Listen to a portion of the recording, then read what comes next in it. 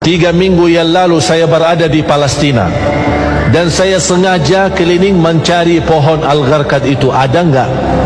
Ternyata ada dan diberi perhatian oleh pemerintah Israel di sana dan ditanam banyak. Oh, ternyata mereka tahu kebenaran Islam. Kalau tidak percaya, buat apa dia tanam pohon itu? Buat dipakai untuk membela dirinya.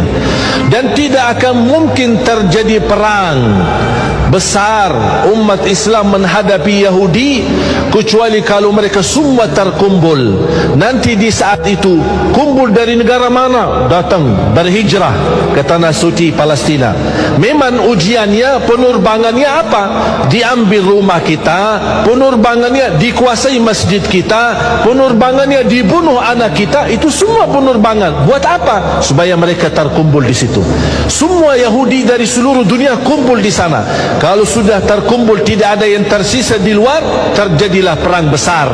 Karena umat Islam nanti akan mampu menghabiskan semua Yahudi. Tidak ada satu Yahudi pun yang akan hidup di muka bumi. Berarti ujian jamaah sekalian yang kita ada di Palestina memang proses ujian yang ujung-ujungnya akan kembali kekuasaannya umat Islam. Allah punya hikmah. Allah tidak mungkin suka kezaliman. Allah tidak mungkin membiarkan pembunuhan dan tumpahan darah di mana-mana, apalagi tanah suci Palestina. Tapi Allah Subhanahu wa taala memiliki hikmah yang barangkali kita belum tahu. Tapi nanti di akhir zaman, dan itu tanda-tandanya sudah semakin dekat. Saya tidak bisa berkata 1 tahun atau 2 tahun. Tapi salah satu kemuliaan yang saya bisa merasakan kegembiraan dan kebahagiaan, khususnya masyarakat Indonesia sudah menilai positif dan menilai tanda yang sangat baik bagi rakyat Palestina. Rakyat Indonesia sudah bisa membanggakan dan mewakili umat Islam di seluruh dunia, membuat rakyat Palestina senang dan rakyat Palestina mau berjuang.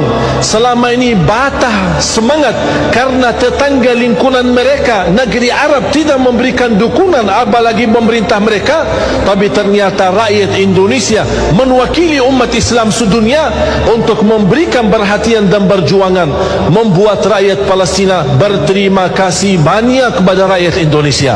Dan ini menurut saya kemenangan yang sangat luar biasa yang kita dapatkan, yang tidak dirasakan oleh orang lain.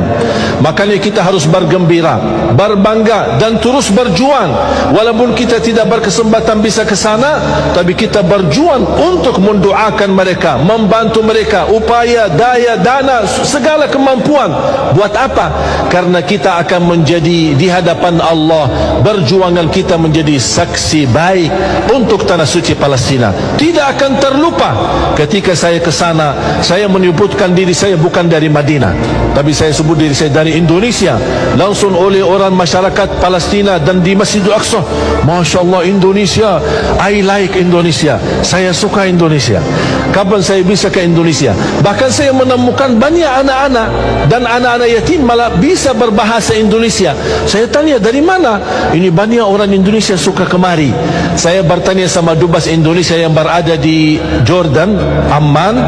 Beliau berkata setiap tahun berkunjungan dari Indonesia ke Palestina 70.000. Saya bilang insya Allah ke depan jangankan 70.000, insya Allah 7 juta dari Indonesia akan berkunjung ke sana. Semakin kita sering ke sana, ke tanah suci, itu yang akan membuat hati mereka bergetar dan ketakutan. Kita hanya bisa membela dan membantu mereka dengan kita silaturahim, kita doakan dan kita membantu. Semoga insya Allah ini amalan kita semua menjadi saksi baik di hadapan Allah Subhanahu wa ta'ala.